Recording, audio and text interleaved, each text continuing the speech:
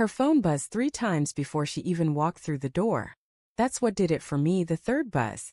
It wasn't loud, just a faint vibration against the countertop, but it hit like thunder in the silence of our kitchen. I'd been standing there for nearly an hour staring at the clock, waiting for her to come home from the gym.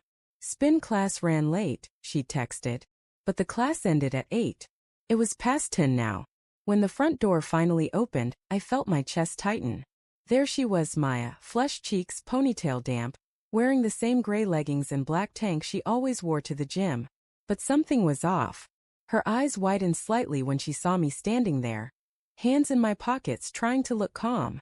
"Hey," she said softly. "You're still up?" "Yeah," I replied. My voice was steady, too steady. "Wanted to talk." She smiled faintly, tossed her gym bag by the door and walked to the fridge. "Can it wait till morning? I'm exhausted." "Sure," I said. Then I pointed to the counter where her phone buzzed again. "But maybe your phone can't." Her hand froze midair. For a moment we just stood there. The hum of the refrigerator the only sound between us. I could see her throat move as she swallowed, the flicker of panic in her eyes before she forced a casual laugh. "It's probably Jenna," she said. "She's been texting about." "About what?" I interrupted. "Your spin instructor? The one who keeps you after class for private stretches." That's when it happened. Her face went pale, her mouth opened, but no words came out. Just silence.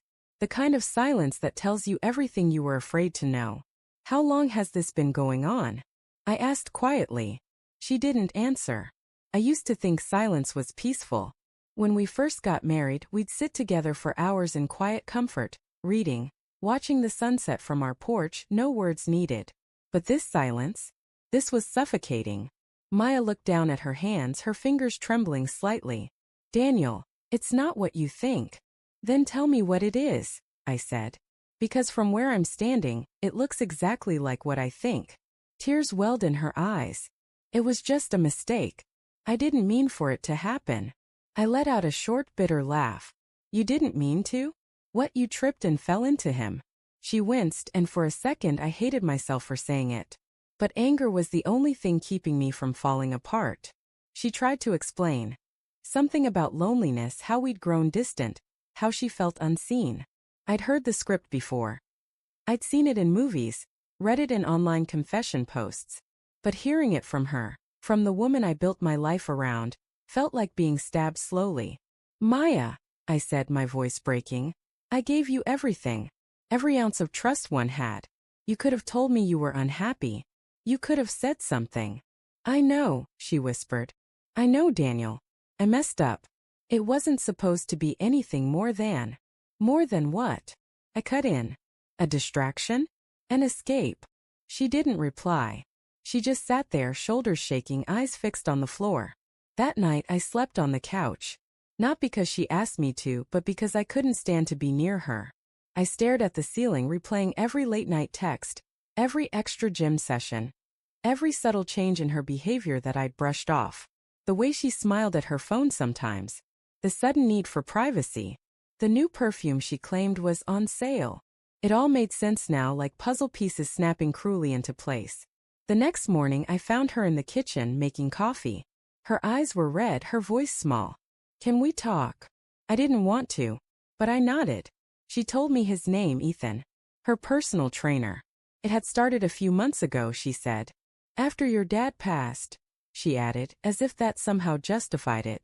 That was the worst part. While I'd been grieving, she'd been seeking comfort elsewhere. "I didn't plan it," she said again.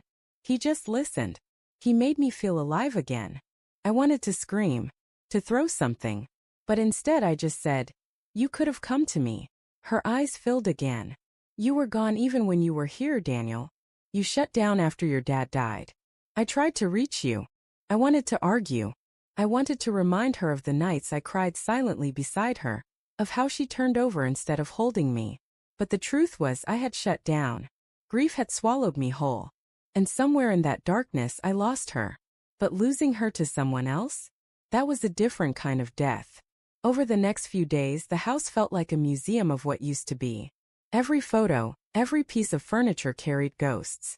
She stayed with her sister for a while, giving me space. But space didn't heal.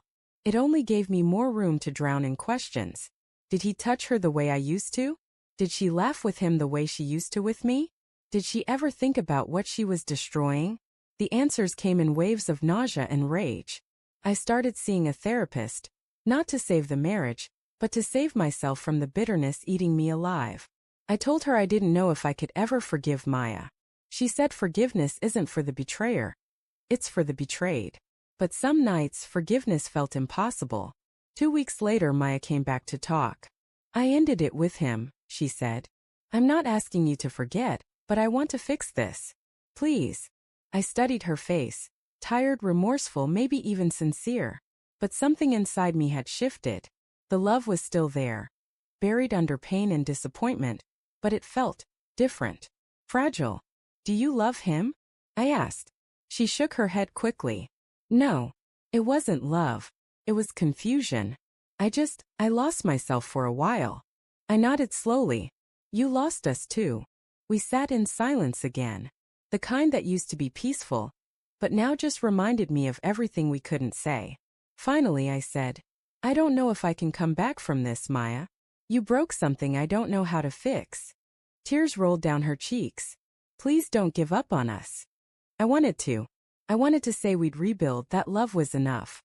But I'd spent weeks living in the ashes of her choices, and all I could see was smoke. That night I packed a bag. As I zipped it shut, I heard her footsteps behind me. Where will you go? She whispered. I don't know, I said honestly. But I need to find out who I am without all this. She reached for my arm, but I stepped back. I loved you more than I loved myself, I said quietly. And that's how I missed the signs. I won't make that mistake again. Her lips trembled. Daniel, please. I didn't let her finish. I just nodded once, grabbed my bag and walked out. The night air was cold, sharp against my skin. As I got into the car, I looked back at the house one last time. The home we built, the memories we made, the life we ruined. And for the first time since it all began, I felt something like peace. Not because the pain was gone, but because I knew it would no longer own me. Sometimes love doesn't end in rage or revenge. Sometimes it ends in silence. The same silence that started it all.